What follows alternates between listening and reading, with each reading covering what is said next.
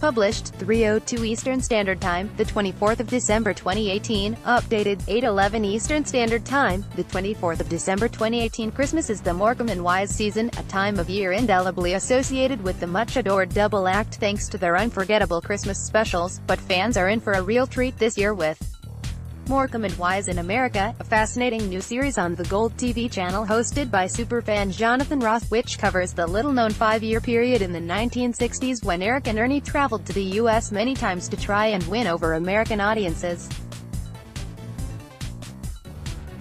Eric's son Gary, the keeper of the Morecambe and Wise flame, probably knows more about the duo than anyone, having written more than 20 books about them. He's a major contributor to the show, which he's been trying to get off the ground for 10 years, and today he reveals to us the untold inside story of a period in Morecambe and Wise's careers that's been largely overlooked. Never before seen footage unearthed from Morecambe and Wise time in America shows the duo appear on The Ed Sullivan Show. Pictured above in 1967, Eric's son Gary and daughter Gail, along with their mother Joan Morecambe, have dedicated their lives to curating the legacy of Morecambe and Wise. It's a good story because people are still fascinated with them, he tells me, but to take it on you've got to have material that's different.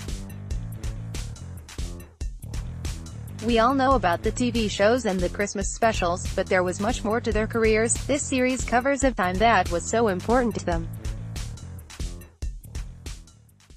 Being invited to perform in New York on The Ed Sullivan Show by Ed himself was a massive thing in their lives, and yet, even in their biographies, it's glossed over quickly. Always seen as quintessentially British, the pair were on their way to becoming stars in America after their performances on Sullivan's hugely popular show, which also gave the Beatles their big break on the other side of the Atlantic, when illness forced Eric to stop traveling. The new series includes an hour of Morecambe and Wise footage never seen on British television before, and delves into their private archives to unearth some remarkable photos, memorabilia and rarely seen pieces of home movie footage. There are tremendous clips, for example, of them and their wives, Joan and Doreen, fooling around in New York's Central Park. We also see film of their stopovers en route to New York, with footage of the four of them swimming in Bermuda and visiting an aquarium in Miami. You'd have to be very strange if you didn't love the whole experience, says Eric's widow Joan, who enjoyed the glamour of America.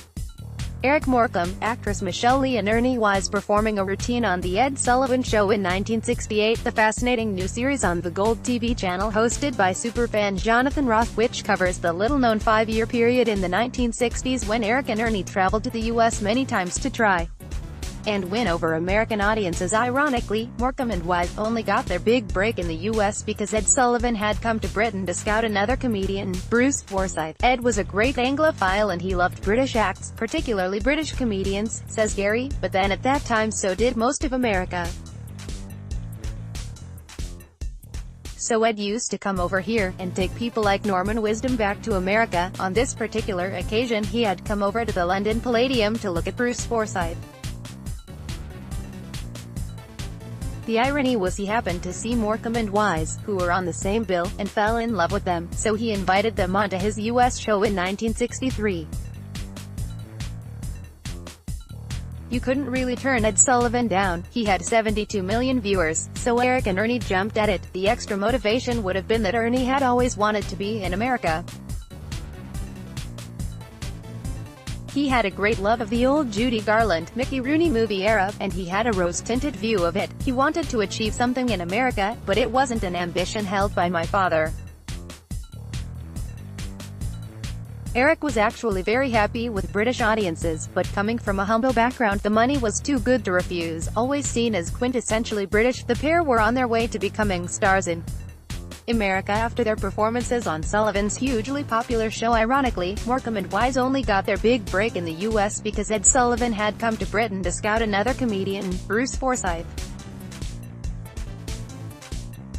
Pictured on stage during the show in March 1963, Morecambe and Wise didn't take off in the U.S. immediately though.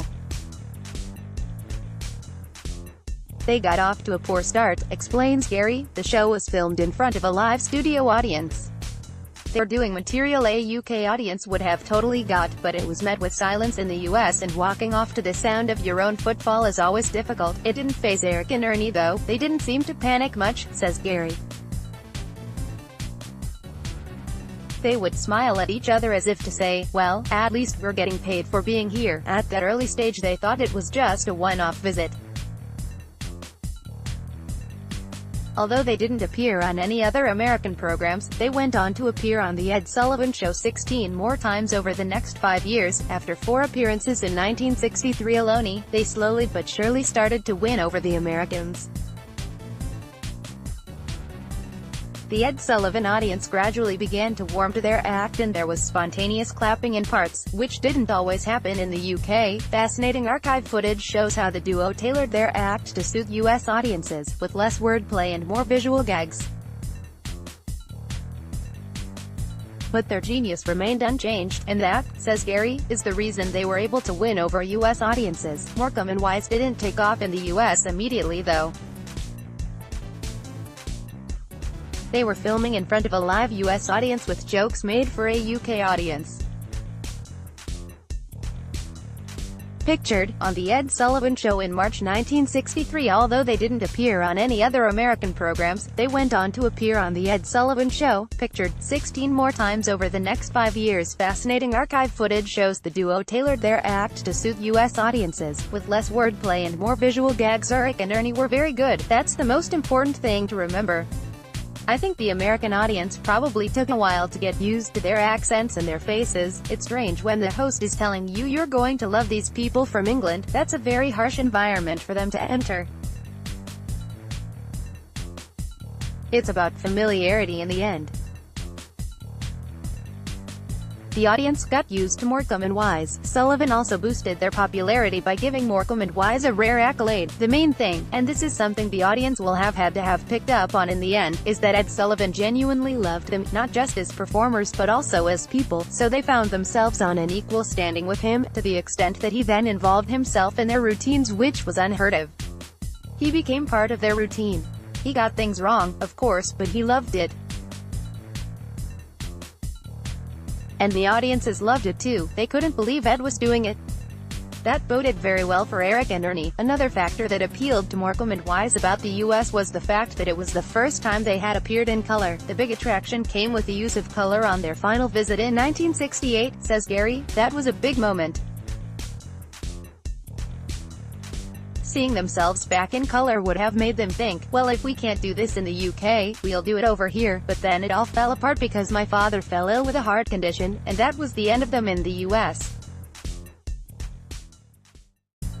But when they came back here, they were looking to work in color TV, and they moved from ITV to the BBC to get it. The new series includes an hour of Morecambe and Wise footage never seen on British television before, and delves into their private archives to unearth some remarkable photos, memorabilia and rarely seen pieces of home movie footage. The question remains, if Morecambe and Wise had had their own show in the US, could they have been as big stars there as they were here? You can never say for sure with these things, but they were certainly heading that way, says Gary. America would have continued, I'm sure. It might have been a little reluctantly for my father, but I think they would have carried on performing over there.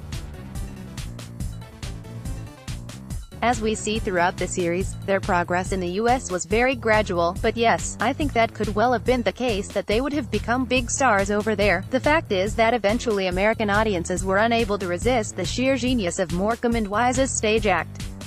Their humor was utterly universal. I think their humor is very honest and very simple, explains Gary. It's non-political. It transcends time. I always use the argument that, if you look at shows now that were once considered really cutting-edge, like not the 9 o'clock news, they've become so dated. But Ben Elton described Morecambe and Wise as surreal, and said that they were the true alternative comedians. They discussed strange things sitting in their flat. They didn't trap themselves by going for the era they were in, be it the 60s or the 70s.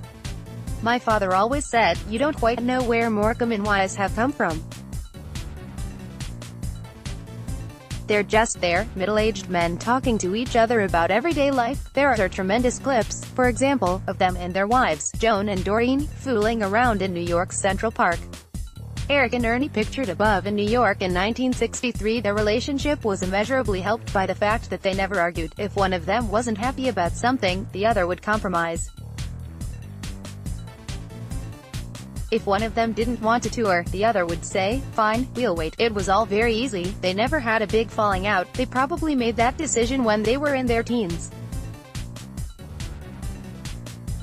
Apparently, on the road they saw so many arguments between acts in the theaters that they said, there's no fun in it if we let it ever get to that stage, and that stood them in brilliant stead because they were together 43 years. Growing up, Gary was an avid fan of his father. I was a massive fan of Morecambe and Wise from the age of about 5.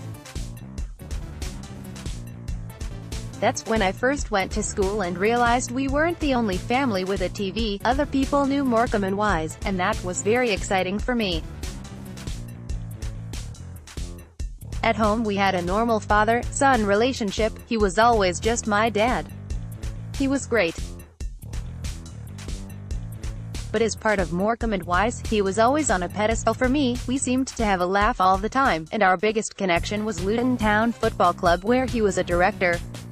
Every other weekend was a home game, and if I could go I would. So we spent a lot of time talking about football and comedy. Growing up, Gary was an avid fan of his father. I was a massive fan of Morecambe and Wise from the age of about 5. That's when I first went to school and realized we weren't the only family with a TV.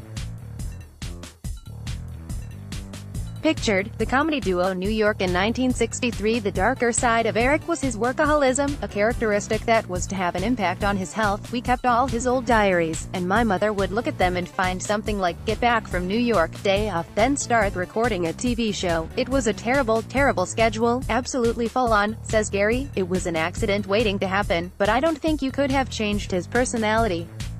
Even when he was relaxing he could be slightly exhausting to be around because he was such a ball of pent-up energy.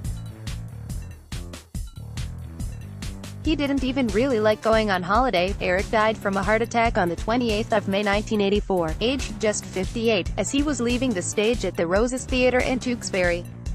It was a tough time for Gary, who was 28 at the time. You've lost your father, which is terrible, but then you've also lost someone the nation loves, so you're grieving for both. The public are so supportive and kind. When you've got that kind of love of a nation type thing behind you, that is genuinely a huge help.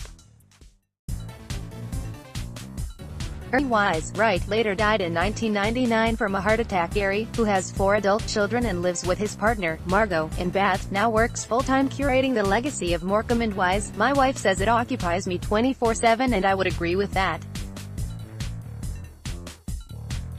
There's so much Morecambe and Wise going on, which is wonderful. His mother, Joan, and sister, Gail, help him with this work. My mother is 91 now, but she amazes me every day. She still rules all of us, and she's very good at it too. These days it's Gail and myself who tend to look after Morecambe and Wise with our agent. It will be with me till I drop. As long as the legacy continues, I'll continue. I remember 10 years ago talking about this with my mother, and she was saying, well, really, that will be about it now, and the last 10 years have been madness. We're always contemplating new projects that are coming up.